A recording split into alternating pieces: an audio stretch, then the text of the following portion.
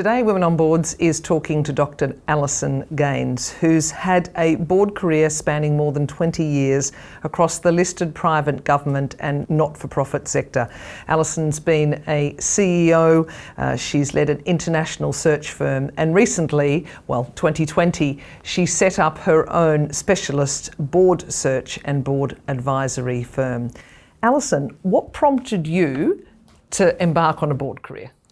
Well, it started really at a young age when I was involved in university clubs and has been unbroken since then. So I went from university clubs to being involved in university faculty committees, then university senate, university foundation, veterinary trust. So that's been part of the journey. Then I was also involved as a public servant in a lot of intergovernmental committees and boards across Australia. And then when I was CEO of the Law Society, I was involved in national and international boards and committees as part of my role. And I've just kept embracing opportunities, and I really enjoy board work. So luckily it's culminated in a terrific portfolio that's now a mix of listed arts, education and sports boards. And what have been some of the most valuable lessons that you've learnt? I've learnt that you really need to embrace the idea that you're working in a team. There's no hierarchy, you're amongst equals. You really need to practice being independent but finding a way to be effective. And also you have to do a lot of work because there's such a symmetry between what the executive team provide to you and what you know about the business. And you have to constantly find a bridge between their expertise and your ability to hold them accountable. And what do you really enjoy about the exercise of serving on boards? I really like firstly, the social dimension. That is, I have these terrific groups of people. I've been on over 20 boards, and in that time I've created all sorts of networks. Absolutely enjoyed directorship with a whole bunch of different people.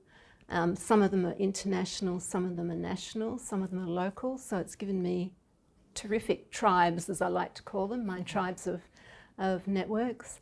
So that's the first thing I enjoy. The next is I've been able to be involved in some great businesses, and I think all of them have grown. I don't think any of them have gone backwards.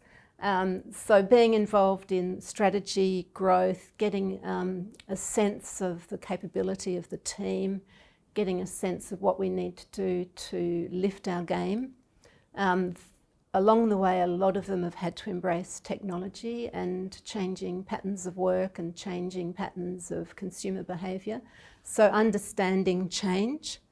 And the next thing is that you can't be an expert in all those things, but you can bring to the table a unique sense of understanding the strategic intent of the organisation, because you've been part of the design of that strategic intent, and asking the questions about how you as an organisation are tracking and what do you need to change. And no one else in the organisation has the imprimatur other than board directors to do certain things around governance and accountability.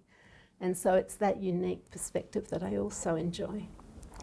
And what are some of the more challenging aspects about being a non-executive director? Well, I think at the moment, I can't think of a board I'm involved in that isn't facing workforce challenges. And then last year it was border and COVID challenges. For some, it's the volatility in commodity prices and the stock market, and interest rate rises will be a new challenge. Then there's always the unique challenges of the characters that you share a boardroom with. And over the years I've met some terrific people, and over the years I've met some people who clearly are in the wrong place, and the board's had to come to grips with poor behaviour and help the chair deal with poor behaviour without exacerbating the problem. So that's been interesting. You've been a long-term Women on Boards member. You're a great advocate for women on boards. What are just a couple of tips that you've been able to give women over the years in terms of achieving board roles? So, well, one of my tips, because I'm a headhunter, I have cups of tea with lots of people who want to be directors. And when I speak to women, I always recommend that they become members of Women on Boards, because I think of all the organisations that make directorship accessible through open advertising, Women on Boards is the premier organisation. You have terrific networks into all sorts of institutions, and particularly government, that seems to have a lot of faith in what you do. And as a consequence, you add a lot of value to people's strategy for sourcing boards. So that's something I always recommend. I also recommend people have a deep understanding of their own careers and what they can bring to a board, and not just take a fairly two-dimensional view of what do boards do and what have I done. I think particularly the ESG agenda has opened up board directorship to a whole bunch of people who might have not seen their value to boards. And I'm thinking about people who are really rich around the technology experience, the people and culture experience, people who've been involved in procurement and the slavery continuum in procurement. There's a whole bunch of people who are suddenly enfranchised to join boards, especially via the ESG intent of boards, which is terrific. And if you're going to get on a board, what are a couple of due diligence tips that you would give? Now, a couple of things. Firstly, if you're offered a directorship, before you accept, ask to sign a confidentiality agreement, and then do a few things. One is to see perhaps a set of recent board papers, board packs, so you know what they do and how they do it. Another is to sit down with the CFO and the CEO. Another would be to ask if there are any notifications or claims on their D&O insurance or any big pieces of litigation, whether their taxes are up to date, because you will become personally liable for them. Probably ask about their safety record, and if there's been a board review, ask if you can read the board review. So those would be the pieces of due diligence I would do before appointment, and then after appointment I would insist on a really good induction program so that I can get up to speed quickly.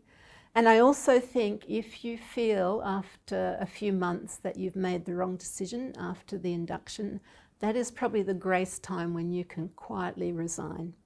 Because the longer you dig yourself in, the harder it is to get out. And an induction might reveal to you something you've missed during your due diligence prior to appointment. Great advice. Finally, is there 3 words that you can think of to describe women on boards? Enduring, purposeful, and this is a phrase, really having a strong sense of enfranchising women on boards, which is so important.